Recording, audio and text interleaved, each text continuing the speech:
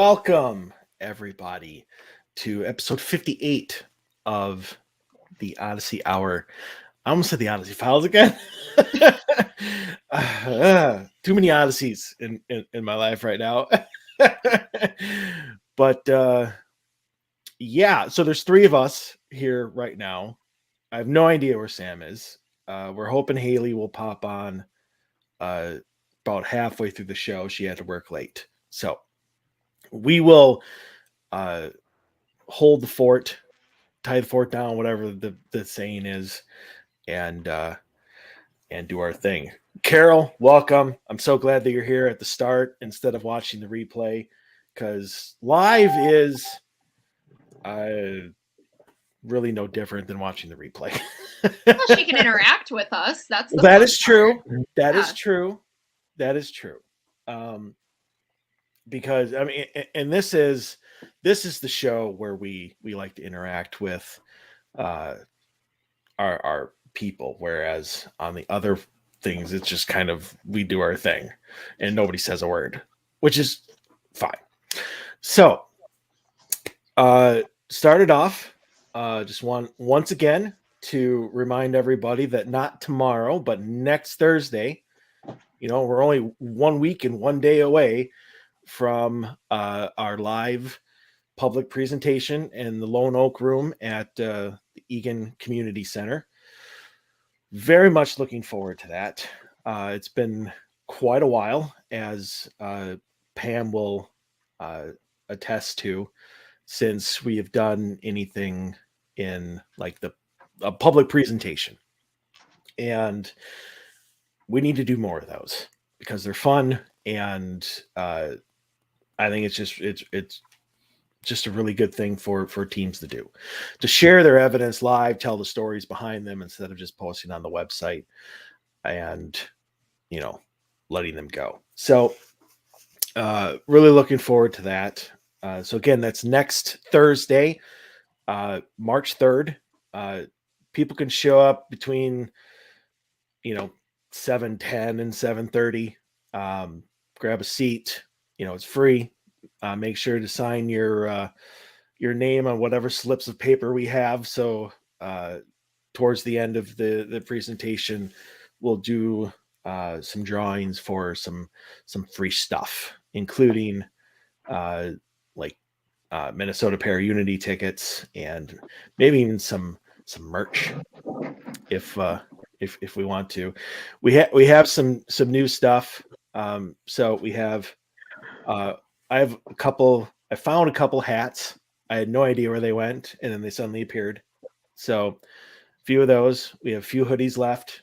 Have a bunch of shirts, including our new shirts with, it's not a demon on the back. And being unveiled for the first time, we have Odyssey Paranormal Society fuzzy socks. They're very nice, I can attest to. Yes. They are quite good. So yeah, and then if you don't win the Para Unity tickets, they'll be on sale there as well. But yeah, so presentation starts 7:30. Again, the Egan Community Center next Thursday. So with that said, I'm going to volunteer Lauren to throw out our first topic, because I don't think Scott came with one, and neither did I. Lovely. Okay, I'm up to the task. Let's do it. So this might be a little bit of a shorter question to start, but I'm curious because I know it's a question that I asked you, Mike, when I was first starting to get involved with the team. Okay. And that is, when you're going to a public location that has a documented history of some kind, when you're going to it for the first time, do you like to go in doing research before, or do you prefer to go in not knowing anything and just kind of seeing where the investigation takes you? Scott, you want to take that first, or you want me to? Well, personally, I like doing the research on it, but there's only one time that I ever did. So,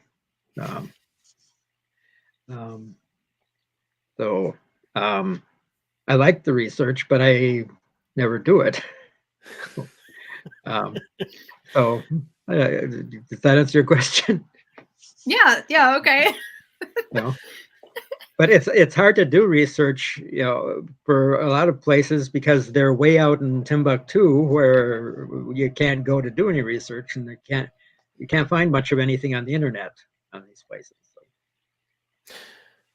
Yeah, I mean um, that's the big problem when you're dealing with public places is separating fact from fiction, story from from history. And I'll just take Edinburgh Manor. Because of all the shows that have been there, I mean, so many things have been made up and exaggerated and changed that beyond going literally to like the historical society and looking up records, you can't do research on it and and feel like you like have a good base for what is going on. I don't necessarily have to do research on the history of the location, mostly just because that's told to you when you get there. Um, like I'll just take the Leduc Mansion. I mean, they have I don't know how long it is, but in the study or the library or whatever, um, they have what looks like a nice frame and photo whatever. Well, it's a TV and it plays like a history of the Leduc family. And as people take you on tours, they tell you the history. So you don't even really need to do research on it. Um, but what I do like to at least have a brief knowledge of are claims, experiences. Um, just because that kind of lets me know a little bit what I could expect, um, and what I guess for like better terms or anything, like what people I'm not going to say it like that. It's just rude to other teams. But I mean, it gives me a brief overview. I can share that stuff with you guys. Um, but you know me, you guys have brought claims to me, and I'm just like, yeah, I don't believe any of that. Or, yeah, but where'd that come from? So no matter what I see, no matter what I read, I'm always skeptical of it. Um, so I guess half and half. I don't mind going in blind, nor do I mind knowing the history of the place. I prefer to know a little bit because it gives me a starting point. I mean, if you don't know who's there, if you don't know why they're there, if you don't know how long anybody could have been there, uh, then you're just left with, so who are you? Like you ask the generic questions, and I mean, if I was a spirit there, I just go drink. Like I just I just wouldn't even bother. Um, yeah, I guess it's it's a case by case basis. Obviously, private locations is a lot different, but that wasn't your question. What about you? I mean, I like doing research on just random stuff. Mhm. So that's just me is, oh, I know we're going to go to Edinburgh Manor or Farrar in Iowa or something like that. I'm going to go try to see what I can find. And I think because there is a lot of rumors and like urban legends that you have to sift through, especially when it is a public location that has a reputation. Like you were saying, Edinburgh Manor, like every which way you look, there's somebody saying there's a demon in the basement. And I don't know if we really came in contact with a demon. I just think it was annoyed person, if anything, which we didn't really get much of anything when we were there anyway. Anyway, But I think one of the more useful pieces of information when looking at the historical side of things, for me at least, is to see if there are in fact documented deaths on the property. Because that in itself can sort out a lot of, okay, what is fake and what is actually true.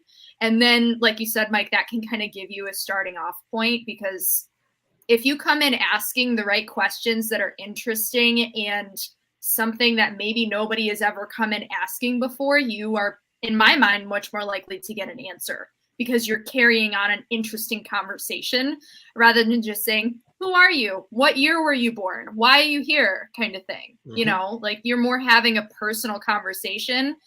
And at least if I was a spirit, I could tell that you're putting in the effort. So maybe I'm more likely to just kind of talk to you. I don't know. But yeah, me being me, I like to do the research beforehand, but I'm not opposed to going in blind. It would definitely be interesting to just go off of like what you feel in the moment and kind of let that lead the investigation. But I'd be hesitant to do it that way if you were coming in with an like with a purpose for the investigation. Like we wouldn't do that, like you said, in a residential case, because you have a goal that the owner either wants to know what's going on or wants to know who is there. You have certain things that you have to do. That's more of like a task oriented way of thinking of things or looking at things. But if you're going, you know, if we're going to Leduc, you're just going there for the experience more or less. And you're going there to see what you can document. But if you don't document anything, it's all right, because that place gets investigated all the time, you know? So I don't know. Like you said, it depends on the case. Definitely not for residential cases. You do your homework for residential cases, but public places, I guess you could just kind of see how you feel about it and maybe say, hey, maybe this time I will do a little research, or maybe this time I'm not going to do anything and see what happens during, you know. But I think one of the things that I might try, and you guys can as well, is write down a list of absurd questions. Because, I mean, if you go into a public location trying to find a question that has never been asked, good luck. Because they've been asked everything. But if you can't, like, I wonder if you gave them like a math quiz, if they would react. You know, a school bus is going 30 miles an hour north while another school, like if you just started asking them random, just, I don't want to say idiotic questions, but like off the cuff, out of left field stuff that they would never think of, you know, that almost really has nothing to do with the location at all, or them being dead or anything. I mean, you guys have heard me say it all the time. Anytime we're talking about questions and stuff like that, I'm like, so do you like meatballs? I mean, I ask that all the time. I never get an answer, but I ask it. And I'm sure that is probably something somebody has asked them at some point in time. So using the old noggin, and you know how imaginative and creative I can be when inspired. I'm going to try and come up with like 5 just random stupid questions that there's no way anybody else could have possibly asked that. we could do like a trivia night. What do you mean a trivia night? You know, like you go to like a bar or a brewery and they have like a trivia night and it's like a game and everybody tries to answer the trivia questions. The only thing with that is usually they're all modern questions. Like you would have to tailor it to. Yeah, we could do that. But you would You never could go by know. the era. But you don't know what era they're from, depending on the building. Yeah, we could try a few from different eras. I don't know. I think that'd be fun. Something different. Heard this. Yeah. Just an idea. I feel like we have a lot of ideas going for the Leduc that we're gonna do soon. Like over the past few. I feel like, so sorry for them. But like over the past few shows, at least for those of you who have been watching and us, I remember hearing like, we should try this. We've never done this before. Like weird, like questions that we wouldn't ask in a residential case. Well, is that just me, or am I thinking that we've like come up with like a few random ideas of stuff that we should try just for the heck of it? No, we have. We don't necessarily have to do them all at Leduc. They were just for future reference and future cases. Yeah. It just so happens that the Leduc is the next one right now that we have scheduled.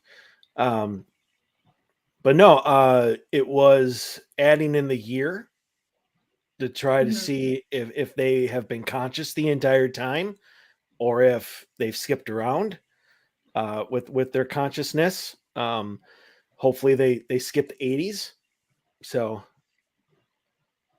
that was a joke. Sorry. Wasn't the 80s a good time? I don't know. Well, of course you don't know. No, I don't.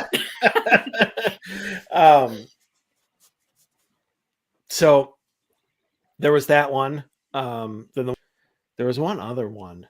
I think we did last week. We were talking about we were going to have to try at some point in time, which I now don't remember either. Yeah. We'll look back on past episodes and get a list going. Yeah, either way, we got a lot of things we have to try. So, Yes. But if we're going to try them anywhere, I would definitely recommend the Leduc,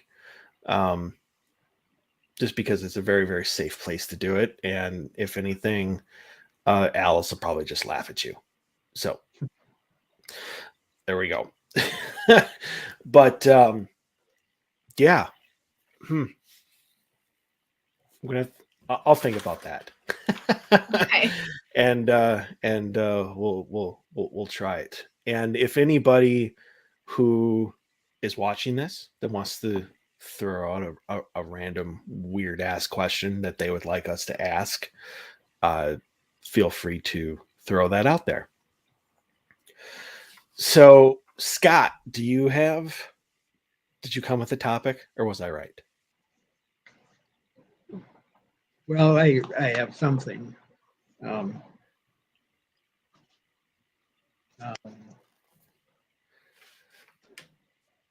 don't know how good it is, but it's amazing. Yeah.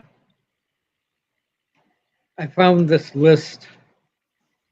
This the 8 signs your house might be haunted. Oh Lord, here we go. I want to hear this. You're going to make me twitch, aren't you? Well, see if you guys can come up with everything that's on this list. Oh, okay. No. No. Okay. Lauren, if you want to throw out a few, be my guest. I think it could be fun. Okay. First of all, did this list come from Facebook somewhere? No. Oh, okay. Well, may I ask where it came from? I was going to say, what's the source? It came from that calendar I told you about that has ghost stories in it. Ooh, okay. It came from a calendar. Okay. Yeah. Okay. So is it supposed to be funny?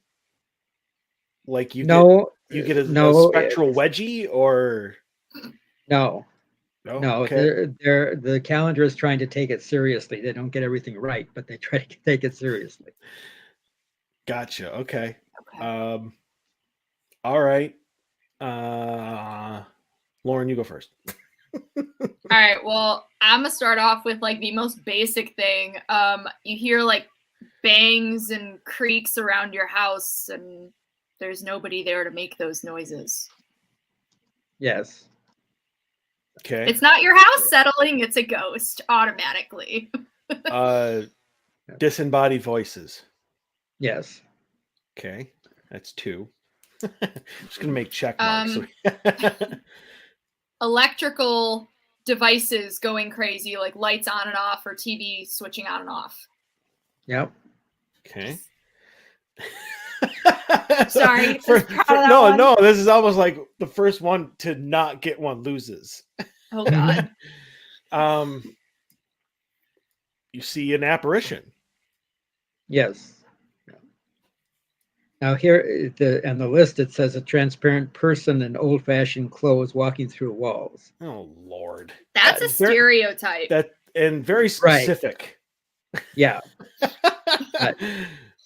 Okay, I mean, A little- really, It's a little too specific. Yeah. Mhm. I And- don't care if they're translucent or completely solid. They walk through an effing wall, and not the Kool-Aid man. You probably have a spirit. I don't care if they're Yeah. naked. I don't care if they're wearing, hip clothes, hippies, whatever. Mm, They walk through a wall, probably a ghost. mm. Yeah. All right. Well, Lauren, you're up. Okay. My next one, the feeling of being watched. That's not on the list, but it's a good one. Yeah. It's not on the list. Okay. All right. Here's for the steal. I gotta get this one right then. All right. So we had noises, electrical, spirit scene, what the hell? I can't remember the first one I said. Holy crap, I suck. Whatever. Oh, disembodied voices. That's what it was. Okay. Go me. Objects start moving. Yes. Yeah. Yeah. The way they said it was misplaced objects appearing in unusual spots. Same thing. Same thing. Yeah. Same thing. Objects are moving. Okay, so that's 5.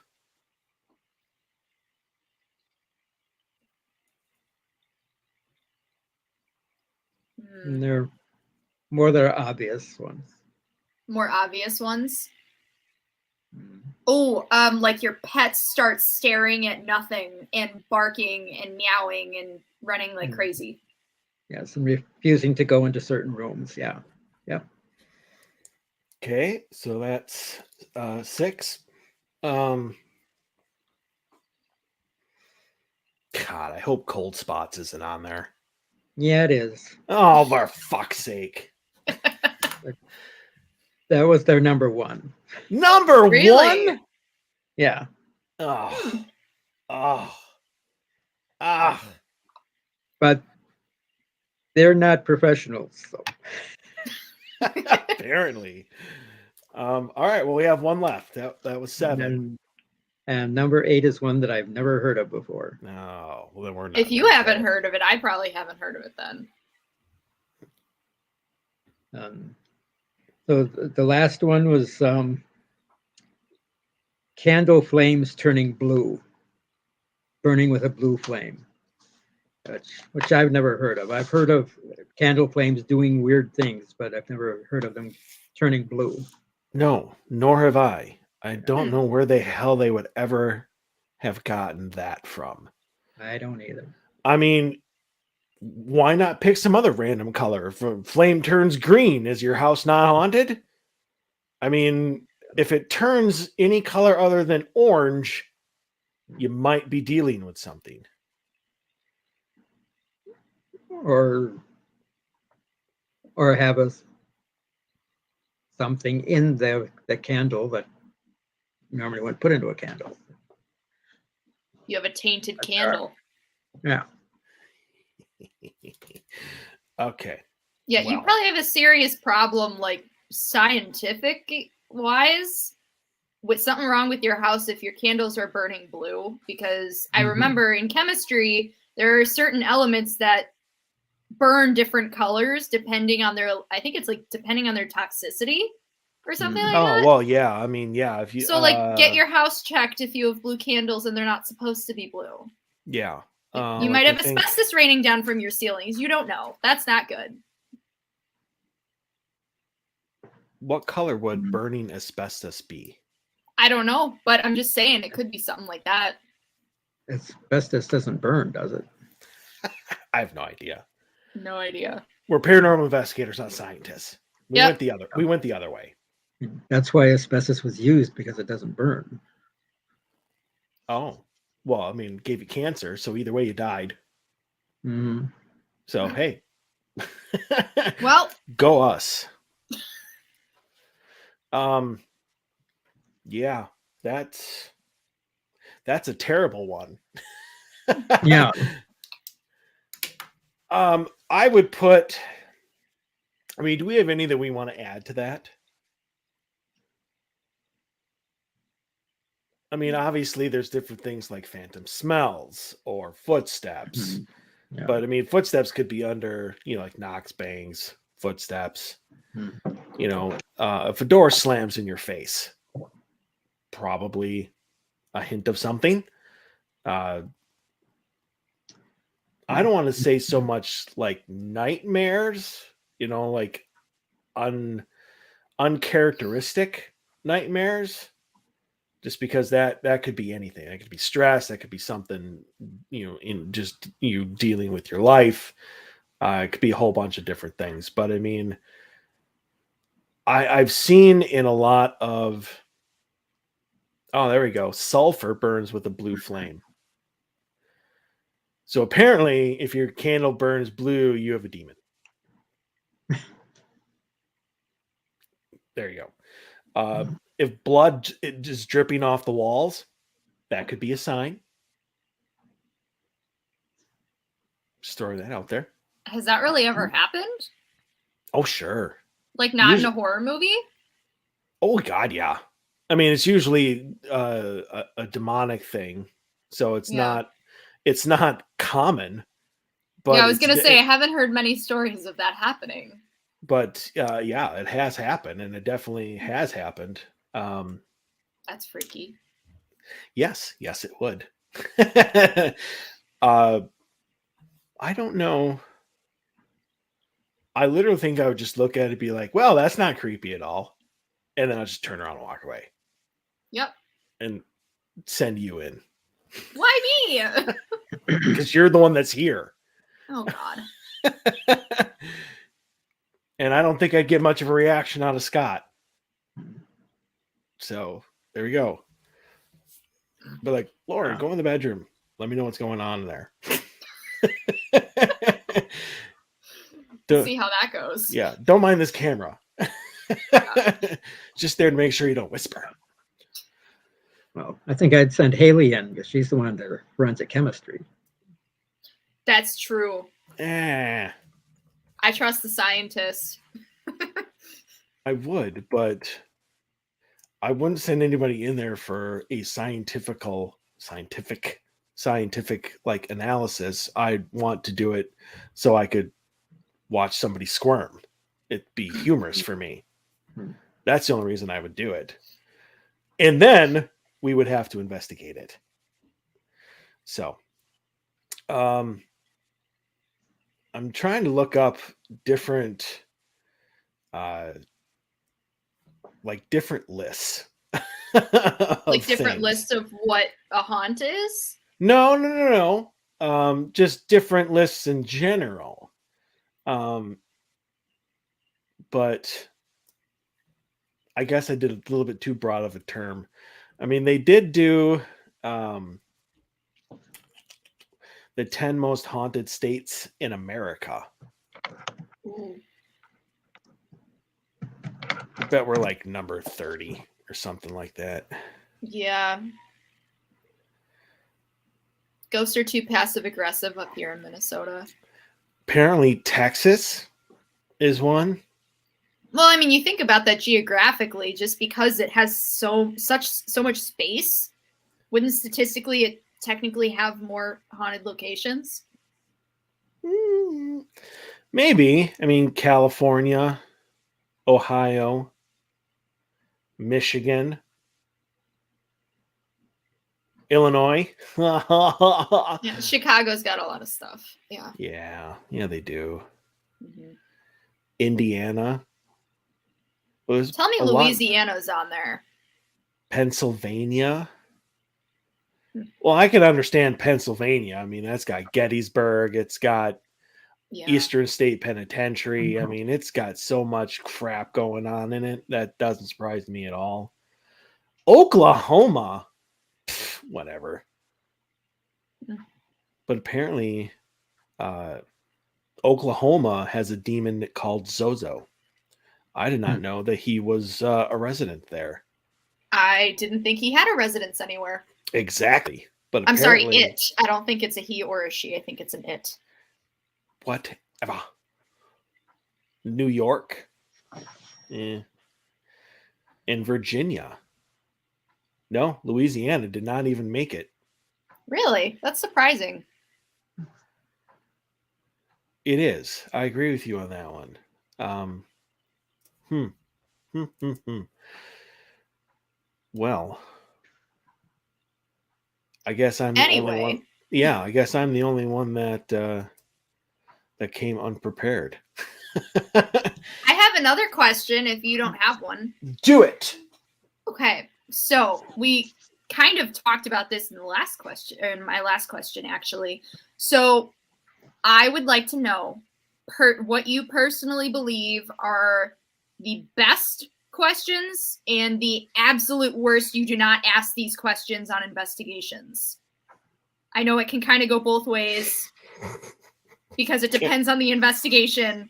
It does But depend on the investigation. it does.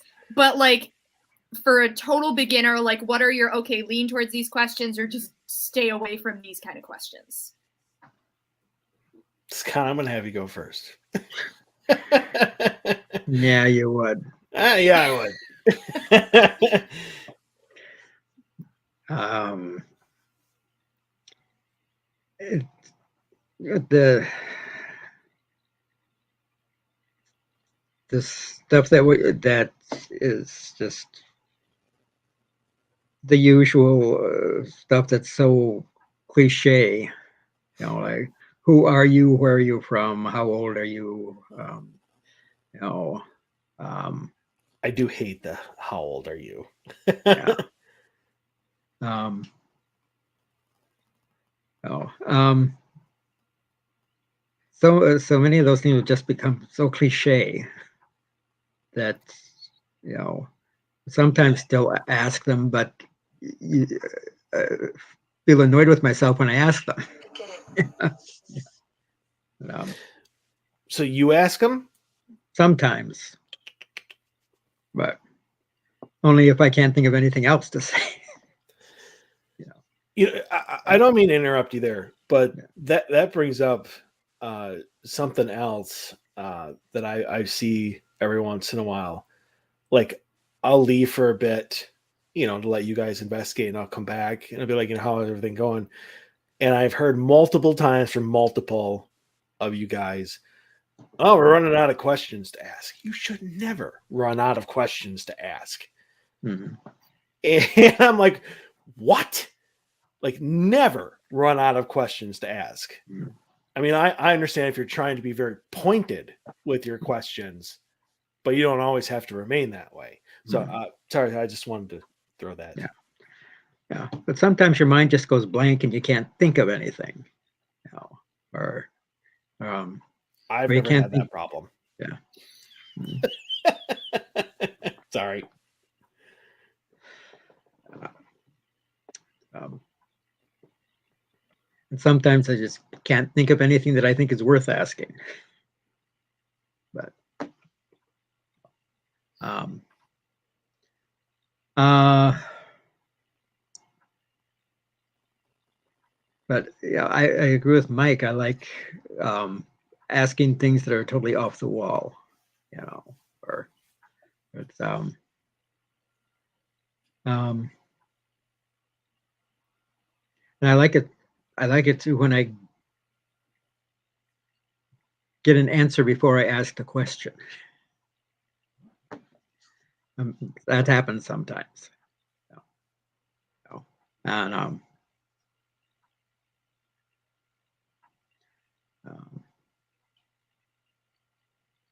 let's see. I'm not sure if I answered your question, but Yeah, that did. um, go ahead, Mike. Okay, wanted you to finish.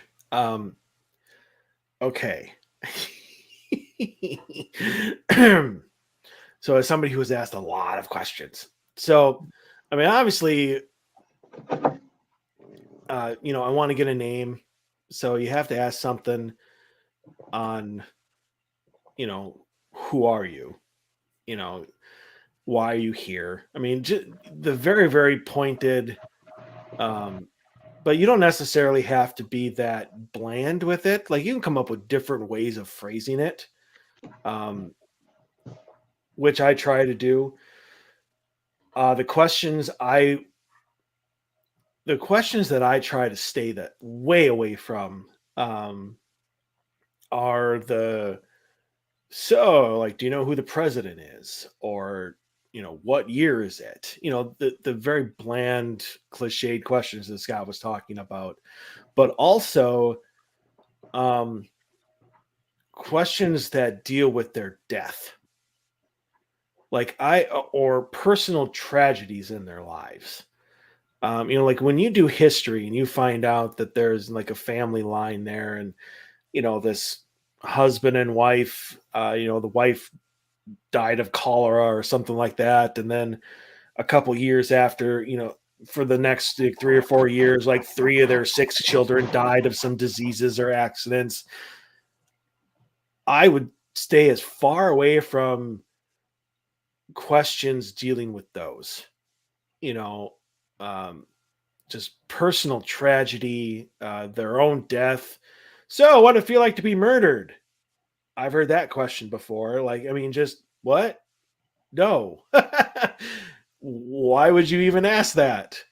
Like, I get the mentality behind it, but do not agree with it. Um, hasn't happened in a while though, so you know, go us. But yeah, I would stay away from those. I have on occasion, and I try to make it's got to be very boring and very quiet in order for me to break out the sex questions. Uh, I've only if I only done it twice. I know I did it once at a residential, and uh, Cena was there, and I was trying to get the spirits involved. I was trying to get their attention because I think she said something along the lines of they're bored or something like that. So I'd again out of left field just started asking a bunch of sex questions, and after like 5 minutes of that, I I asked Cena again. I'm like, so did that get their attention? I'm like, are they enjoying themselves now? And she's like, they're pissed. I'm like, oh, whoops. I guess that wasn't the right way to go. But at least I got them not to be bored anymore. So I mean, that that's a last resort type line of questioning, depending on what it is. But yeah, so that's the good side, the bad side, and then the if necessary line. What about you? Yeah, I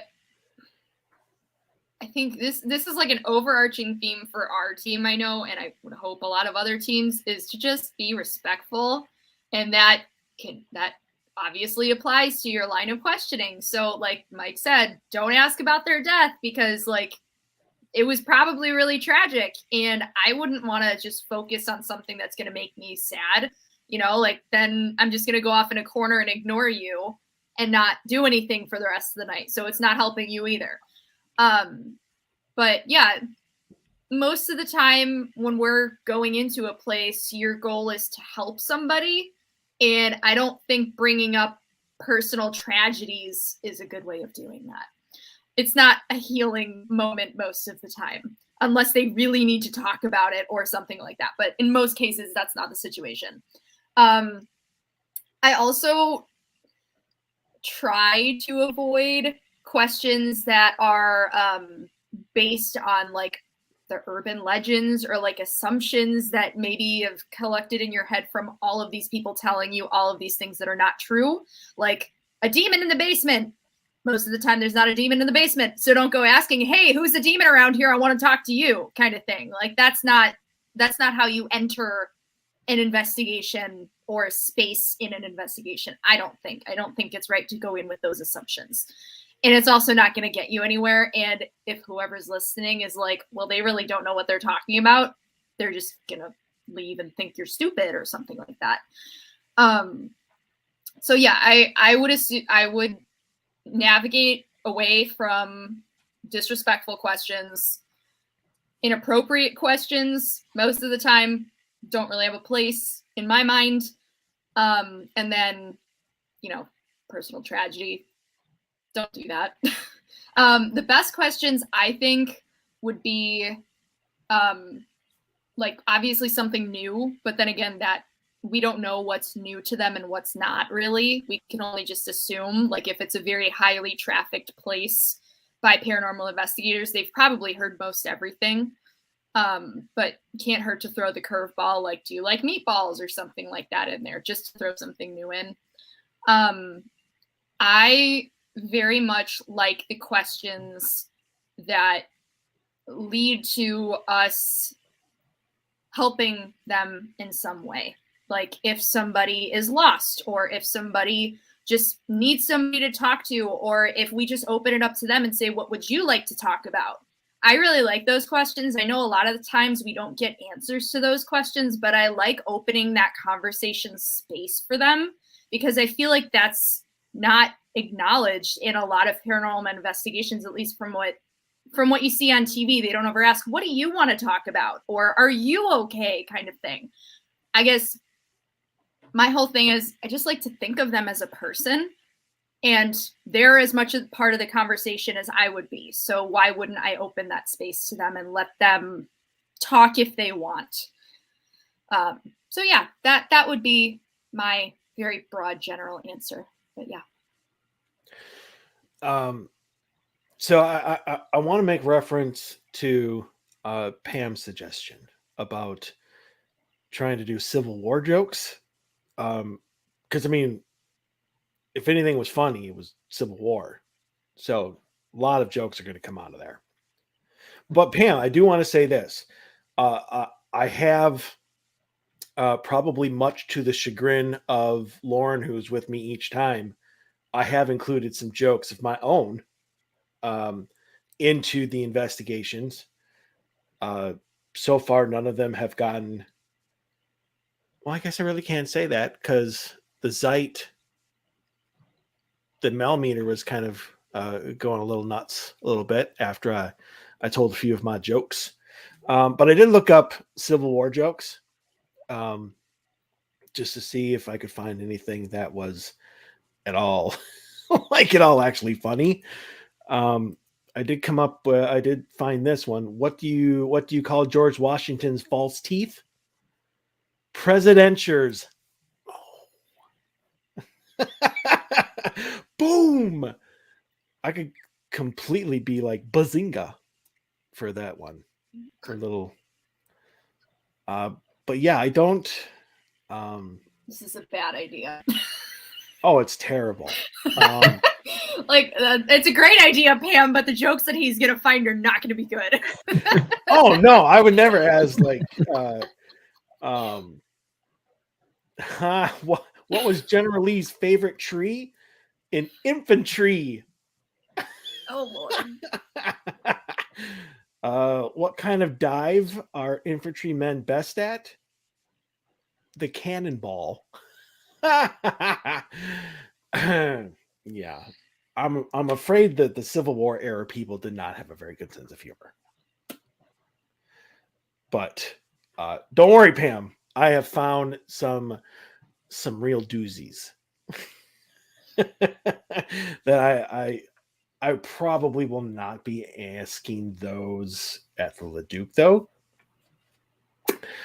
I don't know if he would he or any of the family members would actually get them. But that doesn't mean that I won't do some of these Civil War jokes. I may take you up on that. Let me see here. No, these are terrible. What's a sleeves? Sleevis? Get sleeve? I don't know. What did one Confederate flag say to the other flag? Nothing. It waved. That's like the ocean joke. What did one ocean say to the other? The other? Nothing. Yeah. It waved. Yeah. Nothing. It waved. Yeah. Hmm. Exactly. They just put flags in there and made it a Confederate Civil War joke. Oh, you joke makers. So yeah. Although, yeah, I have tried to put jokes into what we do. There's 45 plus best Civil War jokes. Why? Whatever. I wonder. Never mind. I'm not even going to look at that. I wonder if there are paranormal jokes. Let's look up I'm sure there paranormal are. jokes. Oh, look. The first thing that comes up is Zach Baggins. Yeah, he's a joke. Sorry. Let's see here. No, where'd it go? Give me jokes. Oh, let's see here. What did the ghost teacher say to the class? Keep your eyes on the board while I go through it again. I'm sorry, I like that one. that's actually pretty funny. Oh Lord. Where do stylish ghosts go shopping? Fancy boutiques. I like the first one better. I do too. Let's see here. Nope. Nope. Nope. Here's something we've been talking about. What do ghosts eat with meatballs? Spooketti. Cheesy. Nope. Nope. Nope. Oh yeah, I've asked. I had this first told to me around Halloween by the guy at the grocery store that gets the shopping carts from the parking lot. I have no idea why, but he stopped me and asked if I wanted to hear a joke. And I was like, sure, even though I didn't. And he told a joke right around this. Why didn't the ghost go to the prom? He had no body to go with.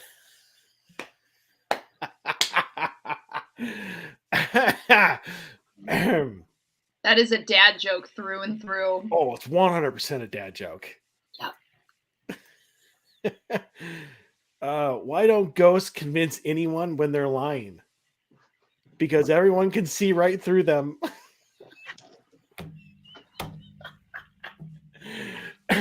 Okay, I'm sorry, Pam. I'm going to change your idea a little bit, and not Civil War jokes. It's going to be ghost jokes.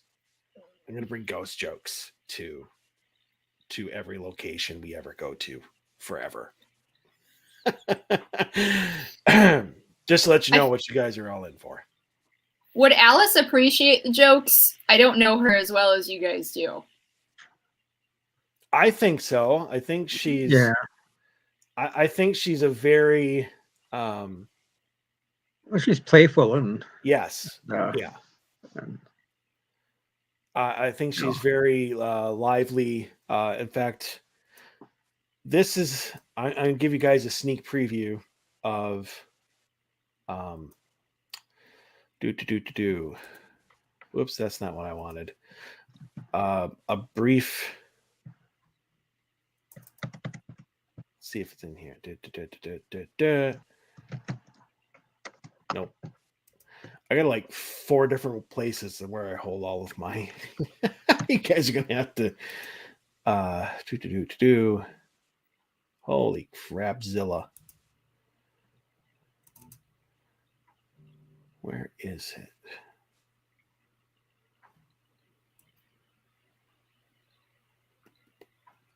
That's a good question. Where is it? It's kitchen. Did Alice show up on a piece of evidence? Yeah. Very much so. I'm just trying to find where I can't imagine that it would not be there, but it was the first time we ever there it is. So give me a quick second here, and then I will share.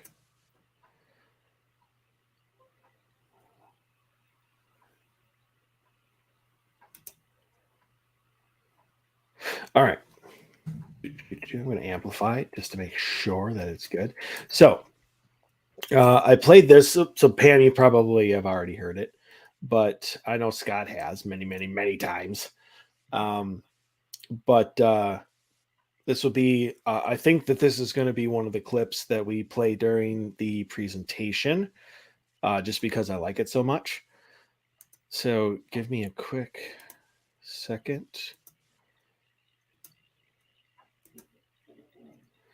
And then do that. Oops. Add to stream. There you go. All right.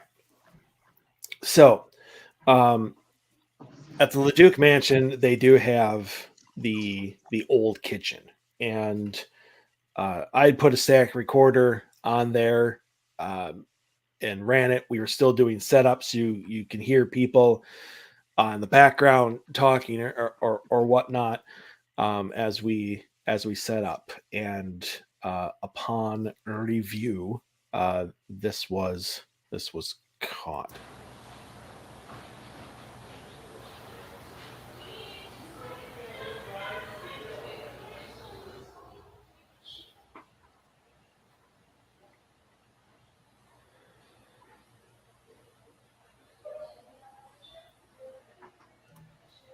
So that second voice, the second voice that was heard over here was my investigator at the time, Emma. And her name, seriously, has been escaping me for like the last 3 or 4 days. And then it just came to me as I was listening to this clip. So, yes. But while we were setting up, for some reason, and she's intuitive, but she got the little Einsteins song stuck in her head. So she actually starts singing it over here. But kind of listen to the cadence here, followed by a male shushing her, and then Emma starts singing over here.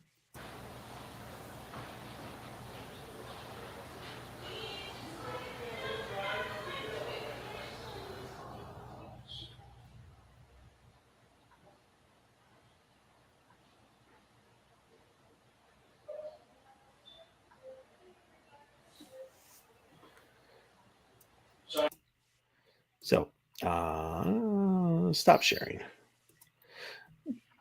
So but yes, Pam, it was sorry, I did not see your question till now. We believe that that's Alice singing.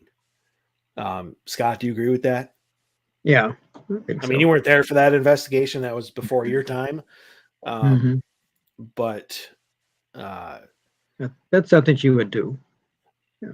Yes. Well, see, so that was the very first investigation that we ever did there, where Alice was caught. Well, then the second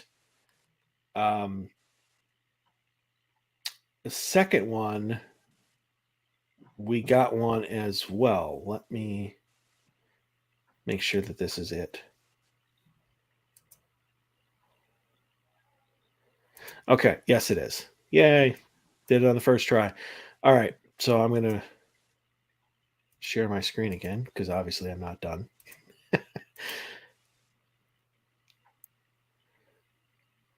Sharing the screen was canceled. Well, Bo, I didn't want you to do that. Share. There we go. All right. So this is the second investigation. Still the old kitchen. The recorder had been turned on. So what happened is, again, we're still setting up. But I had gone across the street, because right across the street from the Duke Mansion is a Quick Trip. I mean, because obviously. And I went over to grab drinks and stuff for people. And so when I got back, Jody, yeah, I remember her name too. Her husband was there for that investigation, and I'd gotten them some drinks and stuff. So what you hear is like the crippling of the bag and stuff as I'm reaching into it, and I'm handing her some drinks. You're going to hear her be like, "Okay, thank you, thank you. Oh, yeah, no problem, thank you." And then, right, I think here, you are going to hear pretty much like the epitome of the cutest voice you'll ever hear in your life. But so you won't be able to miss it. Thank you.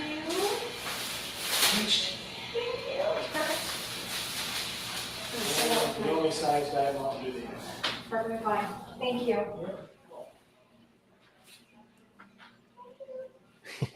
right here. Thank you.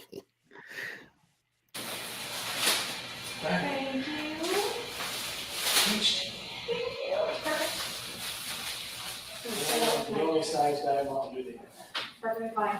Thank you.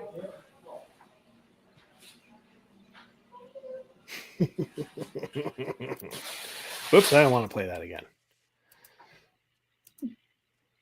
So, yeah, I definitely think Alice is around. I definitely think she is an intelligent spirit. I think she has. I mean, Scott, why don't you talk about the first time that you were at the Ledoux, the night I met you? Yeah. I was sitting in the parlor. There was they were doing a Halloween presentation. I don't think it was right on Halloween night, but it was No, a it Hall- was like the like 27th or something like that. something. Yeah, and they were doing a Halloween presentation. Chad Lewis was a speaker there, Followed by and us. followed by you.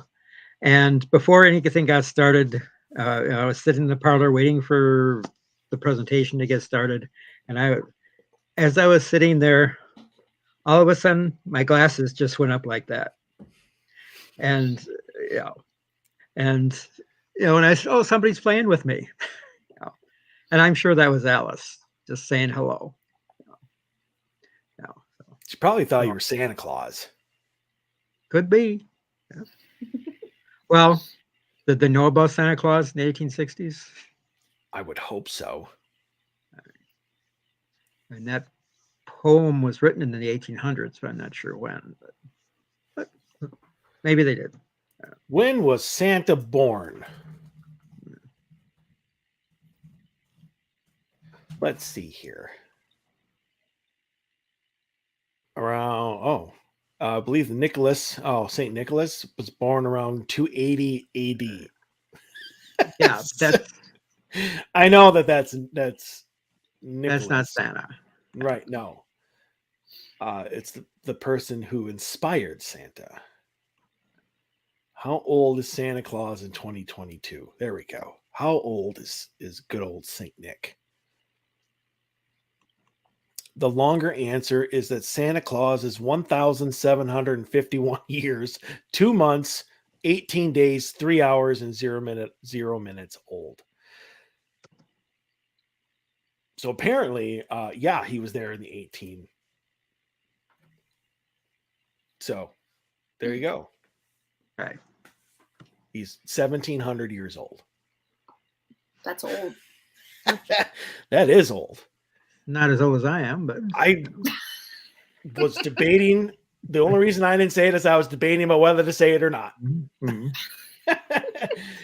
Thank you for doing it for me. But I'm wondering, we're gonna have to do an investigation sometime around Christmas.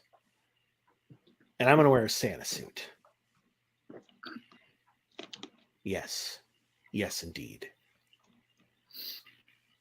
I feel like that'd be fun if we went somewhere that's known for having like a bunch of kids. I think that'd be like really fun. Farrar. Yeah. Or Like if we're- apparently that bed and breakfast that we went to that has 60,000 kids running around the upstairs. Only 60, but Only that 60. changes per day because they're recruiters. They go Yeah. and recruit And like others. 7 portals. At least. The vortexes, yeah. Yes. Yeah, don't forget the thank you. vortexes. Yeah. I don't like that place.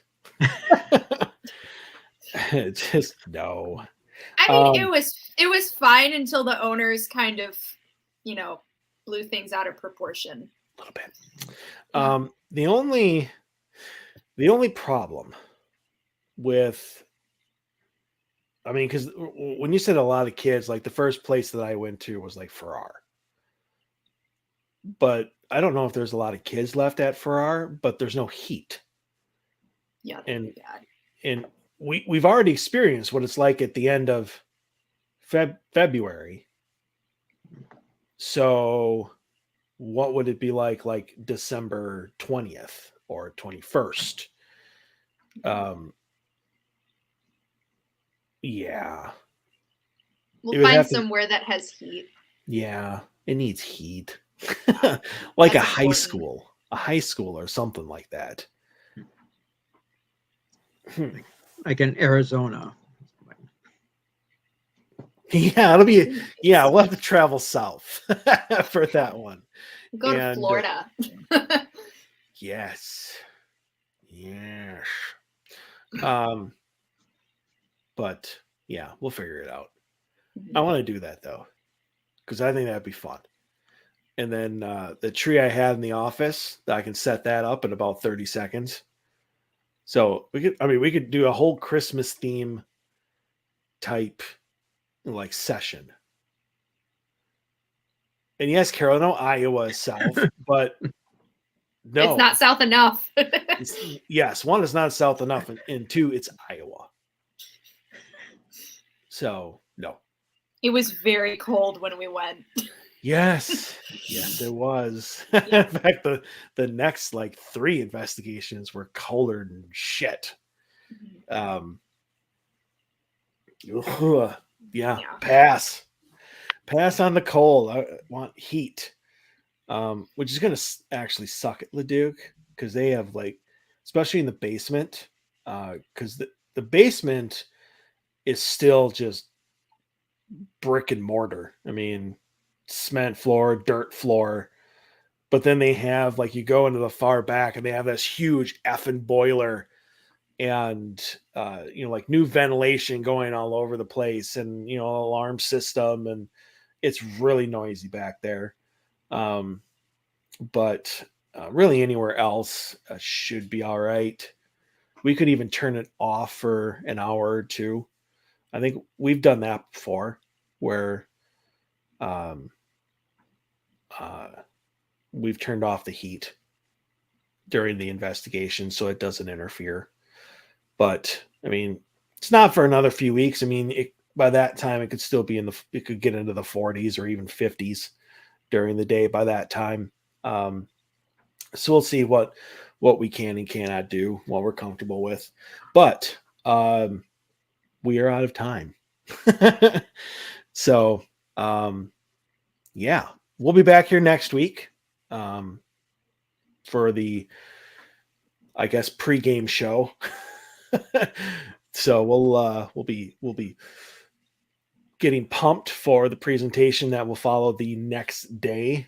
So I hope everybody will join us here next week at 8 p.m. Central Time, just like every week. And then we'll see everybody on the 3rd at the Lone Oak Room in the Egan Community Center. So for all of us, until next week, stay healthy, stay safe. We want to see you back here. Everybody, have yourself